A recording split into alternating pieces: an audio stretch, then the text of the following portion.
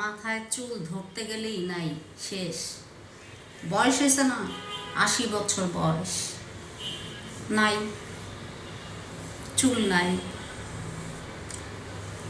আমাদের বাসায় হাতের জিলে একজন আসে, আয়সা বলবে কাজের মেয়ে খুঁজতে আসছিলাম তো এর জন্য আসছি, কাজের মেয়ে খুঁজতে আসছিলাম তো এর জন্য আসছি।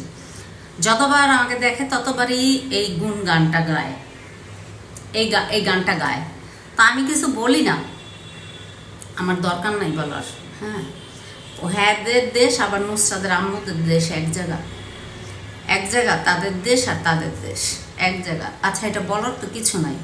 আপনি আমাদের বাসায় আসতে পারেন, আপনি হচ্ছেন আমার বড় বোনের আত্মীয়, বোন, ভাই বোন, বন্ধু, সব কিছু। নুসরাতের আমার দেশ আপনাদের দেশ এক জায়গা, আসতেই পারেন। যখনই দেখে আমাকে ওই বাসায়, মানে হঠাৎ করে, তখনই বলবে কি যে কাজের মেয়ে খুঁজতে আসছিলাম, মানে ওই মহল্লায় কাজের মেয়ে থাকে, তার বাসায় কাজ করতে যায় না। আচ্ছা, এটা বলার কোনো দরকার আছে? আসছি, আমাদের বাসায় আসতেই পারে। হ্যাঁ, মা থাকতে কত আসছে, এখনও কত আসছে, কত আসে।